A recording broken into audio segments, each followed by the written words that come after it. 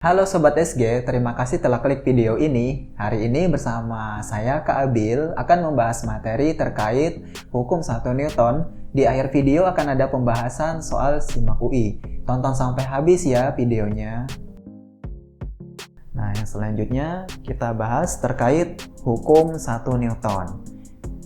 Jadi pada dinamika partikel tadi sudah dijelaskan di awal, dinamika partikel itu mempelajari hukum Newton tentang gerak. Baik itu hukum 1 Newton, hukum 2 Newton, dan hukum 3 Newton. Hukum 1 Newton sering juga disebut sebagai hukum inersia. Inersia ini artinya adalah hukum kelembaman. Kenapa? Kelembaman itu artinya adalah kemalasan benda untuk bergerak. Kelembaman itu artinya adalah kemalasan benda untuk bergerak.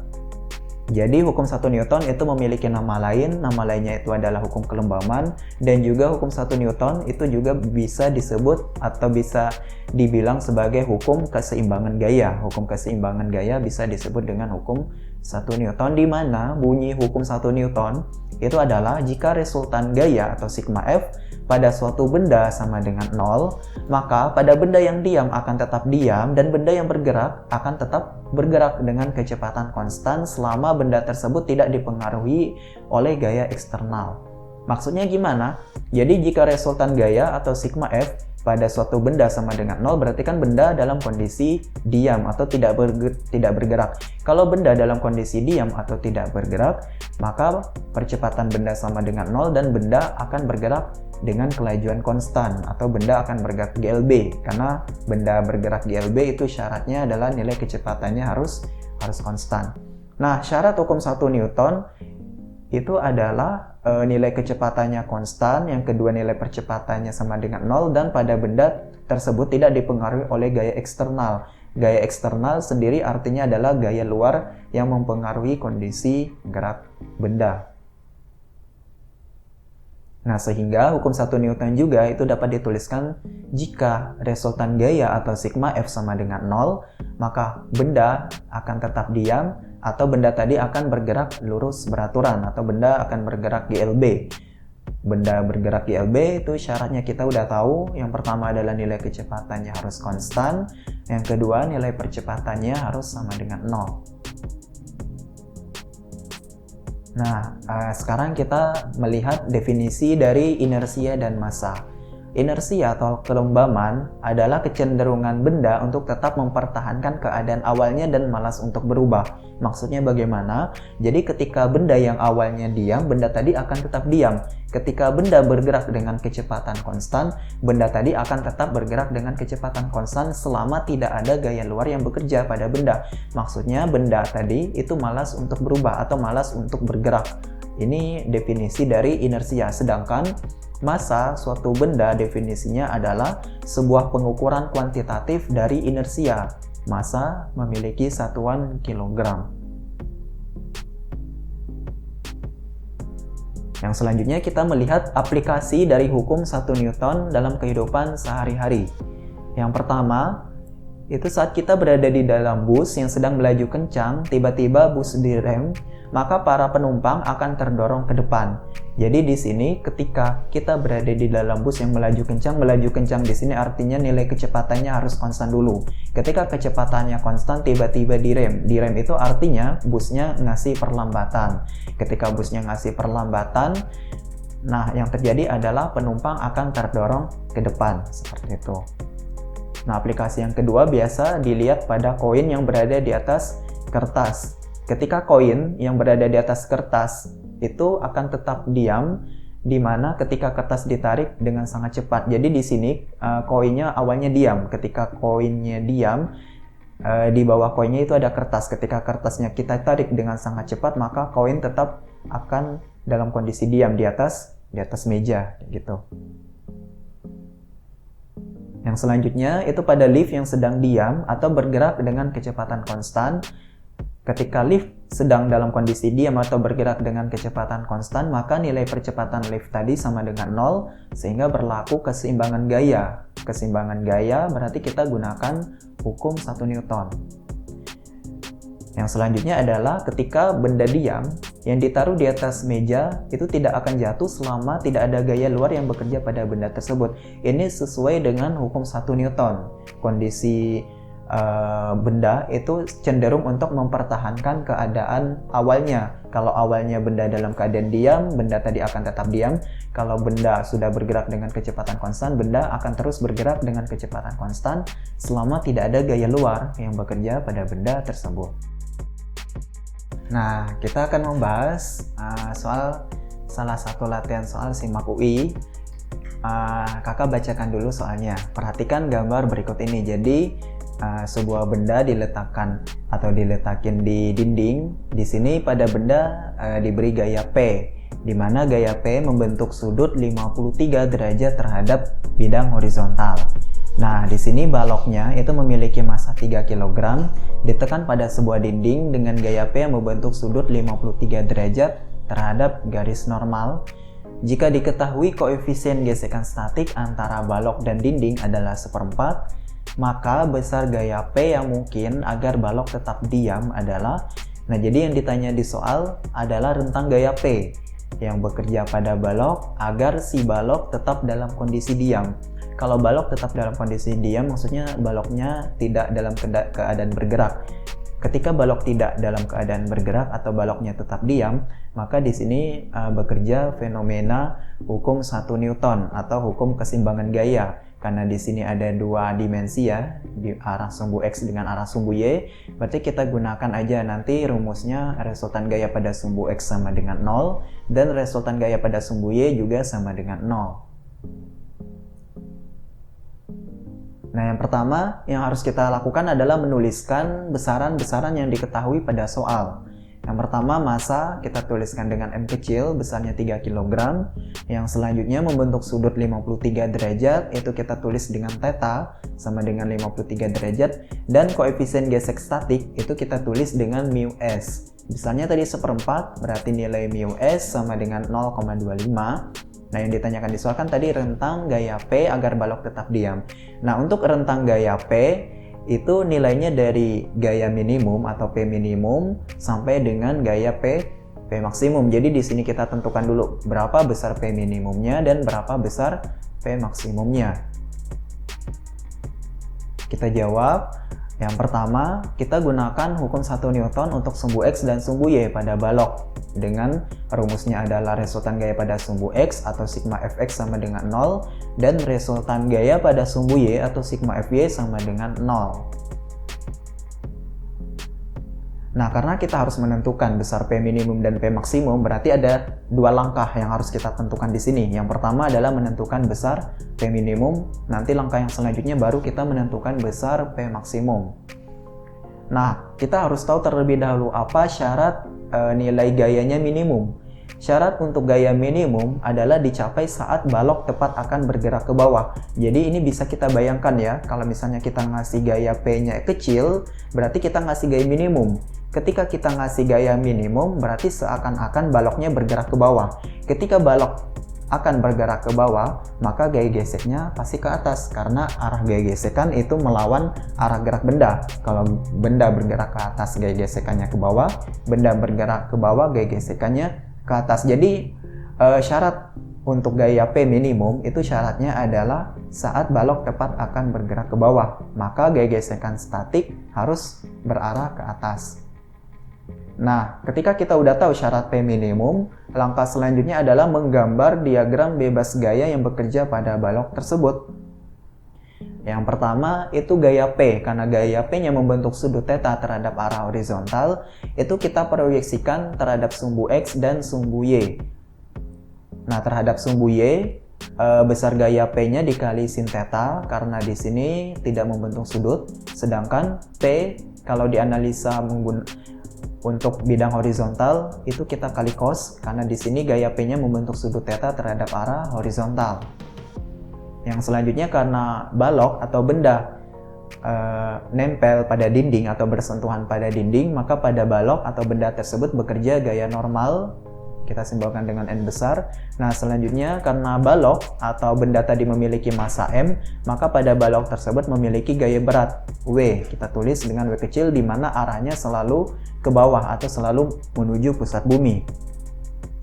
Nah, karena tadi gaya P minimum itu dicapai saat balok tepat akan bergerak ke bawah, maka gaya geseknya pasti ke atas. Kalau baloknya bergerak ke atas, gaya geseknya ke bawah.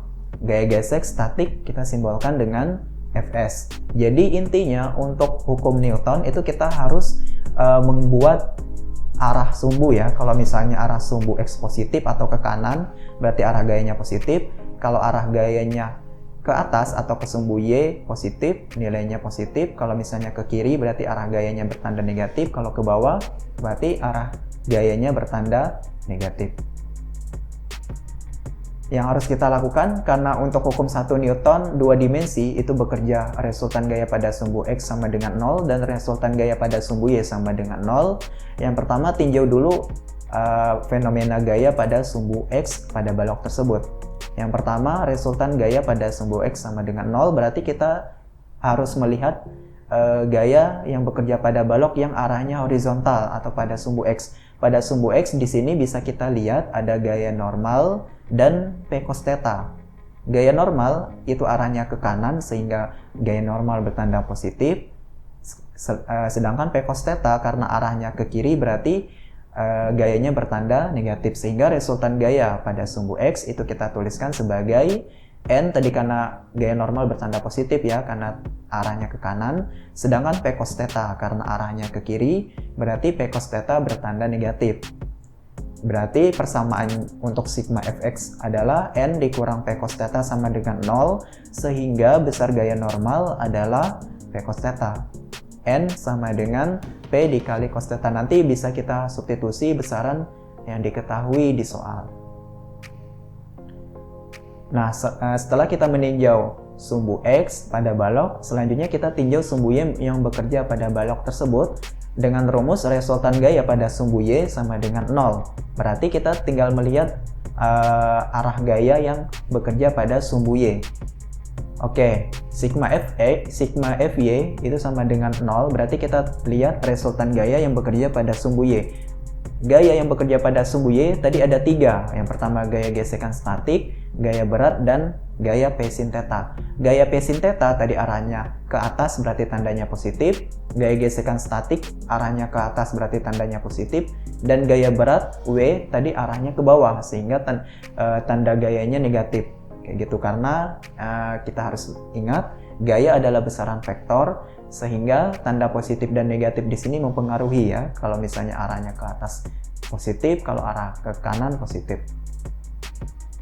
Nah, kita tahu gaya gesekan statik itu rumusnya tadi koefisien gesek statik dikali gaya normal dikurang gaya berat ditambah P sin theta sama dengan 0. Selanjutnya, gaya normal yang kita udah dapatkan tadi besarnya adalah P cos theta. Selanjutnya kita tinggal substitusi. Karena gaya normal yang udah kita dapatkan besarnya adalah P cos theta, berarti mu S dikali P cos theta dikurang gaya berat, massa kali gravitasi, ditambah P sin theta nilainya sama dengan 0. Nah, karena di sini ada P, di sini ada P, berarti kita tinggal samakan. P dikali sin theta, tadi tandanya positif, mu S cos theta juga tandanya positif, berarti kita bisa buat persamaannya ya. P dikali sin theta ditambah mu S cos theta, baru kita kurang M kali G, nilainya sama dengan 0. Oke, dari sini yang harus kita lihat adalah persamaan untuk gaya P-nya. Berarti persamaan gaya untuk P adalah Mg dibagi sin theta ditambah mu S cos theta. Selanjutnya kita substitusi besaran yang diketahui di soal. M-nya adalah 3, gravitasinya kita substitusi 10, sin theta karena sudutnya 53 berarti sin 53, ditambah koefisien gesek statik 0,25 dikali cos theta berarti cos 53. Nah, sin 53 itu sama dengan cos 37, nilainya 0,8, sedangkan cos 53 itu nilainya sama dengan sin 37, nilainya 0,6, sehingga 0,25 dikali 0,6 itu 0,15. 0,15 ditambah dengan 0,8 berarti hasilnya 0,95, sedangkan pembilangnya 3 dikali 10, berarti hasilnya 30. Berarti besar gaya P atau besar gaya P minimum itu tinggal kita bagi. 30 dibagi 0,95. Nah, sehingga besar gaya P, di mana gaya P yang kita hitung di sini adalah gaya P minimum, berarti besarnya adalah 31,57 Newton. Nah, kita udah dapat besar gaya P minimumnya. Selanjutnya, yang kita harus analisis adalah menentukan besar P maksimumnya. Untuk P maksimum, kita harus tahu dulu syaratnya. Syarat P maksimum atau gaya P bernilai maksimum itu dicapai saat balok tepat akan bergerak ke atas. Jadi bisa kita bayangkan ketika pada balok itu kita ngasih gaya P sangat besar. Kita ngasih gaya P sangat besar atau gaya maksimum, maka seolah-olah si balok akan bergerak ke atas. Kalau balok akan bergerak ke atas, otomatis gaya gesekannya akan arahnya ke bawah karena arah gaya gesekan tadi melawan arah gerak benda. Kalau benda geraknya ke kanan, gaya gesek ke kiri. Kalau benda bergerak ke kiri, gaya gesek ke kanan sama. Kalau benda akan bergerak ke atas, berarti gaya gesek statiknya akan berarah ke bawah. Nah, selanjutnya kita gambar diagram bebas gaya yang bekerja pada balok tersebut. Yang pertama, gaya P-nya terlebih dahulu. Karena gaya P-nya itu membentuk sudut theta, itu kita proyeksi arah sumbu vertikal. Sama, kita kali sin theta karena tidak membentuk sudut. Yang arah horizontal itu kita kali cos karena membentuk sudut theta. Nah, yang selanjutnya sama, karena si baloknya itu nempel pada dinding, berarti pada balok bekerja gaya normal. Yang selanjutnya, karena balok memiliki massa atau memiliki berat, arah gaya beratnya arahnya ke bawah. Oke, selanjutnya arah gaya gesekan. Arah gaya gesekan karena balok tadi akan bergerak ke atas, maka arah gaya gesekannya arahnya ke bawah. Kita tulis Fs. Oke, selanjutnya kita tinjau sumbu X yang bekerja pada balok. Berarti resultan gaya pada sumbu X sama dengan 0. Nah, di sini gaya normal arahnya ke kanan sehingga tanda gaya normal bertanda positif. P cos theta arah gayanya ke kiri, berarti P cos theta bertanda negatif sehingga sigma fx itu kita tulis sebagai n dikurang P cos theta sama dengan 0. Karena kita tinggal substitusi di sini ya, karena gaya normal tadi arahnya ke kanan, berarti tanda positif, kita tulis n-nya positif. P cos theta karena arahnya ke kiri, berarti tandanya negatif, kita tulis di sini tandanya negatif. Sehingga besar gaya normal yang bekerja pada balok sama dengan P cos theta. Setelah kita meninjau sumbu X yang bekerja pada balok, yang selanjutnya kita tinjau sumbu Y yang bekerja pada balok tersebut. Kita lihat dulu arah gaya pada sumbu vertikal atau pada sumbu Y. Yang pertama ada P sin theta arahnya ke atas, berarti tandanya positif. Selanjutnya gaya berat W karena arahnya ke bawah, berarti tandanya negatif. Yang selanjutnya gaya gesek statik Fs karena arahnya ke bawah, berarti tandanya juga negatif. Selanjutnya kita substitusi ke rumus resultan gaya yang bekerja pada sumbu Y sama dengan 0, sehingga resultan gayanya kita bisa substitusi di sini Fs-nya bertanda negatif karena arahnya ke bawah, gaya berat tandanya juga negatif karena arahnya ke bawah, dan P sin theta tandanya positif karena arah gayanya ke atas sama dengan 0. Berarti kita tinggal substitusi aja gaya gesek statik, kan rumusnya koefisien gesek statik dikali gaya normal. Berarti persamaannya menjadi min mu s dikali n dikurang gaya berat ditambah P sin theta sama dengan 0. Gaya normal itu kita substitusi. Tadi besar gaya normal adalah P cos theta, kita substitusi ke sini. Oke, sehingga besar gaya geseknya itu min mu s dikali gaya normal. Gaya normalnya P cos theta dikurang gaya berat itu massa kali gravitasi ditambah P sin theta nilainya sama dengan 0. Nah, di sini P dengan P itu kita samakan, berarti P dikali sin theta tadi positif, min mu s cos theta karena di sini min mu s cos theta dikurang mg sama dengan 0.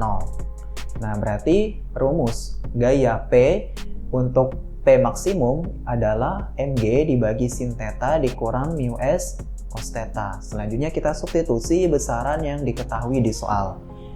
M sama dengan 3, gravitasinya 10, sin theta berarti sin 53 dikurang mu s, koefisien gesek statik tadi nilainya 0,25, cos theta berarti cos 53 karena sudutnya 53 derajat. Kita hitung lagi. Sin theta Berarti sin 53 nilainya 0,8. Kalau cos 53 itu nilainya 0,6. Nah, oke, berarti 0,6 dikali 0,25 itu nilainya 0,15. 0,8 dikurang 0,15 hasilnya adalah 0,65.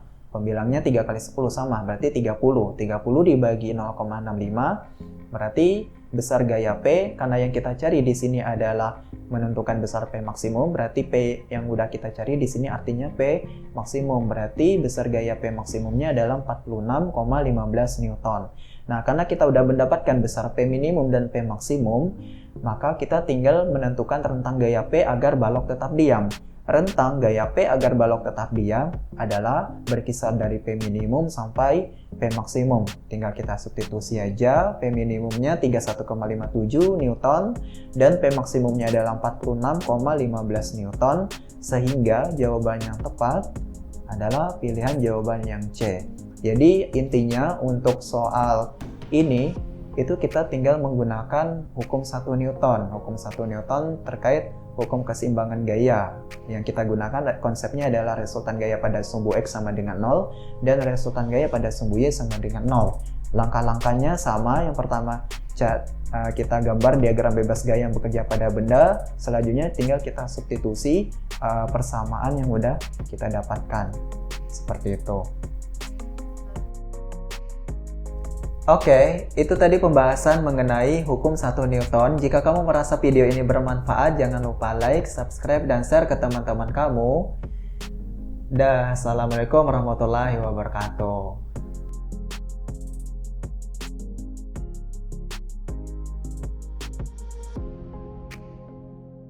Hai, jika kamu merasa video ini bermanfaat, jangan lupa subscribe, like, dan nyalakan lonceng notifikasi untuk update soal, materi, dan cerita pendidikan lainnya.